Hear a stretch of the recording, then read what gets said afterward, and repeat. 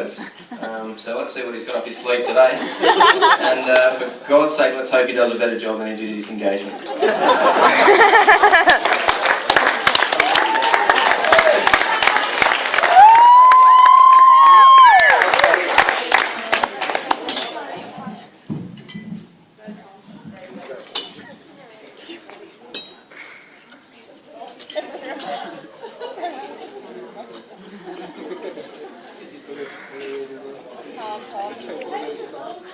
Okay, I've already been warned not to do my usual talkative self, so I'll try and keep it short and sweet.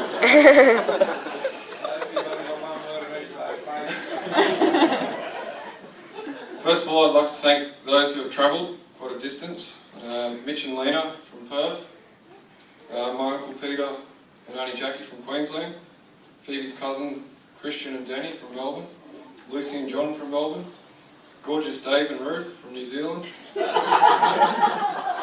Dave Whitting from Perth, and Dave Hallett, who we only just met on Tuesday, but has flown from London.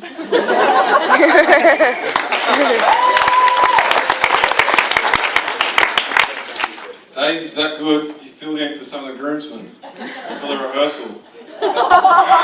As you can see, the rehearsal didn't go too well. Ryan, you're lucky to be sitting there. Phoebe and I are honoured that you have travelled such distances to help celebrate this milestone in our lives. To the bridesmaids, stunning really. Dressed by Phoebe, of course, in red. Without your help and support, Phoebe wouldn't be here today. So thank you all.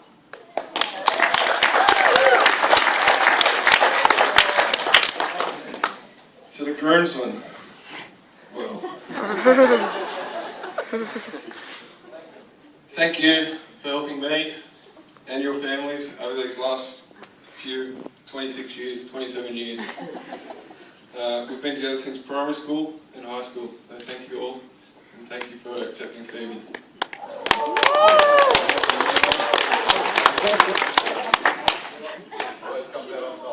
Daniel, I don't know why I'm saying this after your spill.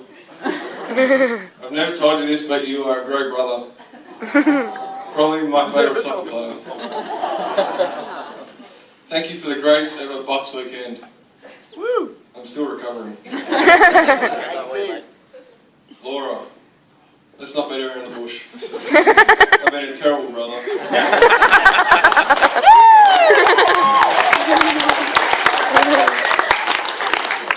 I'm sorry, but I do love you, and I can assure you that our relationship can only get better.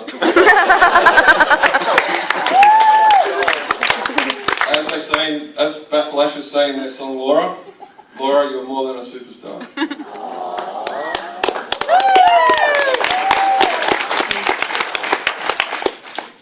Phoebe and I are lucky enough to have our grandmothers here tonight to help celebrate this special occasion. All our grandparents have been a big influence in our lives. We wouldn't be the people we are today without their love and support, so thank you.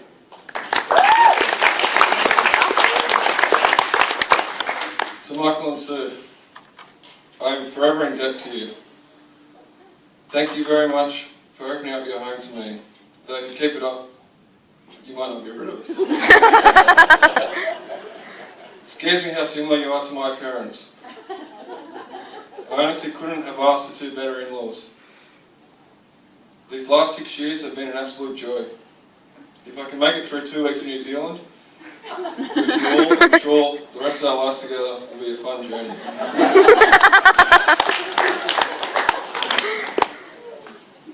The morning I proposed to Phoebe was by far the hardest thing I've ever had to do. Phoebe was off at work. On the morning I proposed to Phoebe, she was off at work, so I walked into the house hoping to find Michael sitting on the lounge watching Fox Sports News. Unfortunately, he wasn't there. That's where he is now. I walked through the whole house and couldn't find anyone. I decided to go back out the front door and ring the doorbell. She answered, and Michael said hi and went back to the bedroom. Mitch told me Phoebe wasn't here.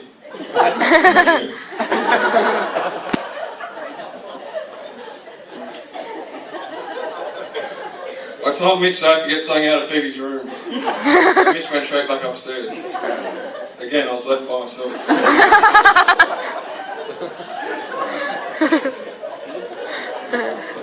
I would have sat on Phoebe's bed for at least 10 minutes, umming and ahhing what to do. Finally, I grew a pair. Finally what? Grew a pair. I walked down the hallway and knocked on Michael and Susie's door. I was told to enter. I think they were as surprised as I was. I said I needed a word with Michael. Susie asked if everything was okay. I mumbled a few words. Something along the lines of, "Yep, all good." But continued with, "Mum and Dad said we can put the spare bed in storage for you." Susie looked extremely confused as I had just woken her up to tell her that. I knew it was 10 o'clock.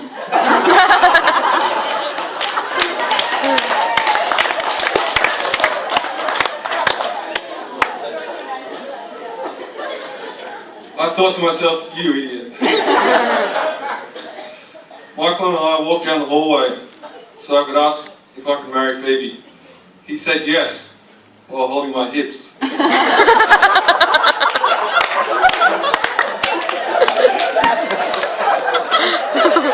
hardest day of my life was turning into my happiest. Michael returned to the room where Susie asked, "What the hell was that all about?" Which Michael replied, "He's going to put the bed in storage for us."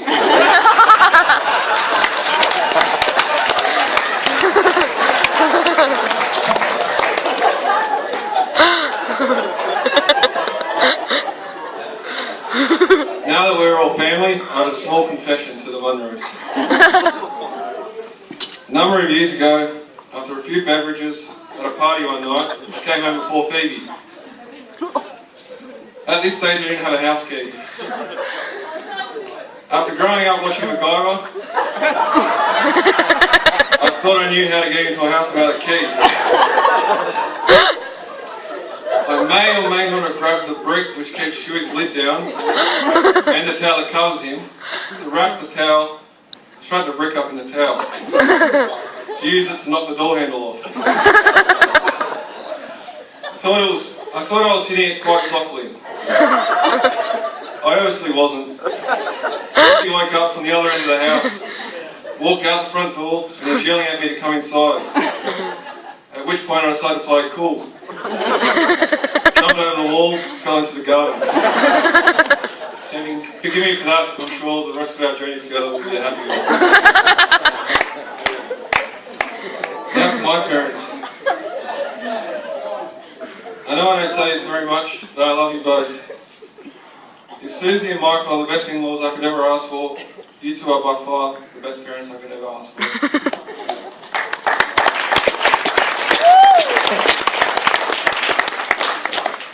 Mum, you are so generous and loving. Without your support, I don't know where I would be today. Dad, thank you for all your support over the years. You've been there. You've always been there for me and everyone else around us, especially now you're retired. You're forever volunteering your help to others, whether it be the Ravens, the bowling club, or to fill a spot in the TWT. You may be 40 years older than me, but you still know how to party.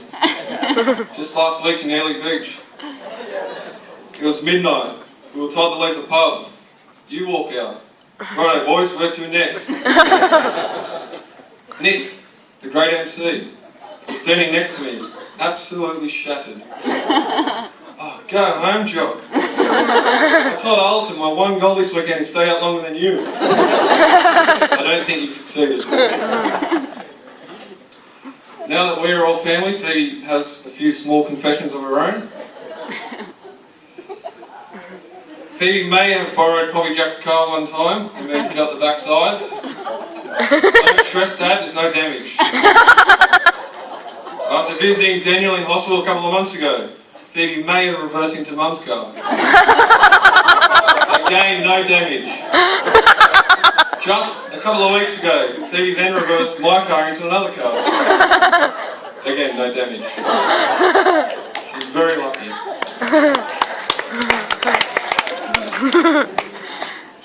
Finally, to the reason we're all here today. My lovely new wife.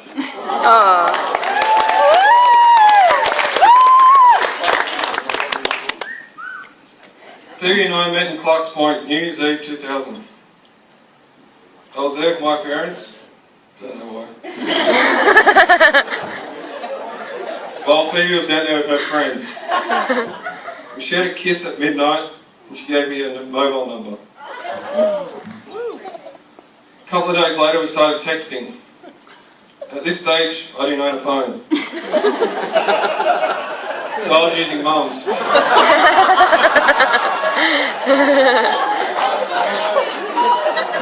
Phoebe must have run out of credit because her number changed mid-text.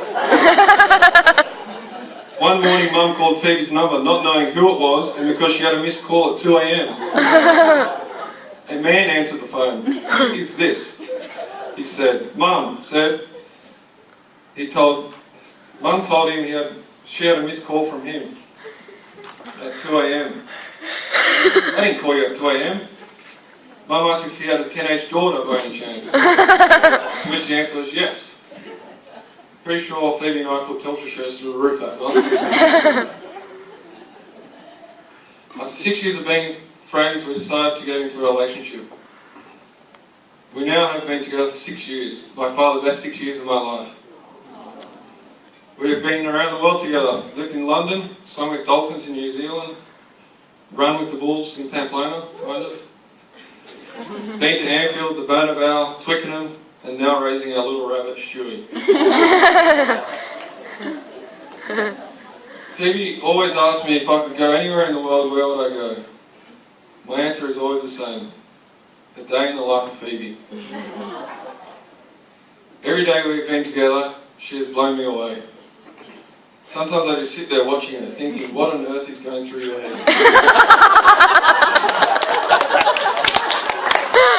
This is one of the things I love most about Phoebe. She never has a dull moment, unless she's hungover. But even then, she's telling me the stupid stuff we did the night before. In 2010 in Florence, I knew Phoebe was the one for me. I bought her a nice lace garter. We were going to be travelling through Ireland in a couple of weeks, and I knew we were going to be visiting my grandma Roma's family castle. Phoebe and I walked around the castle, and at the end we sat down and I told her I wanted her to be a part of my family one day. I gave her the garter. As you can imagine, she was quite shocked. Last month, Phoebe and I went out to dinner to celebrate her parents' wedding anniversary. We had Italian. Phoebe, without thinking, went on to tell her parents that I was Italian. I looked at her and said, what? With a confident but serious face, said, yeah, your grandma, Roma. So they're stunned. She remembered that I wasn't Italian and laughed. That's what I like best about Phoebe. We both laugh at each other and ourselves. Never do we have a dull moment. Being with Phoebe is like the 90s Millwall soccer match. It is the edgy seat stuff. Blood is throwing through my body, and I simply just don't know what's going to happen next. Phoebe is kind, loving, generous, thoughtful, smart, funny, sweet, and very beautiful. She has the most gorgeous eyes and is very, very sexy. Another great trait of Phoebe's is her work ethic. She puts in long hours at work, works weekends, and still managed to put tonight together for us. She's also a decision maker and knows what she wants.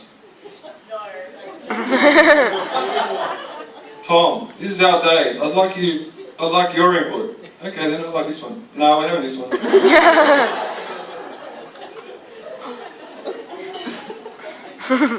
Without your tireless effort, tonight simply couldn't have happened. So thank you. I look forward to having a happy and loving life together. Phoebe, you are the love of my life, and just as importantly, you are my best mate. Thank you.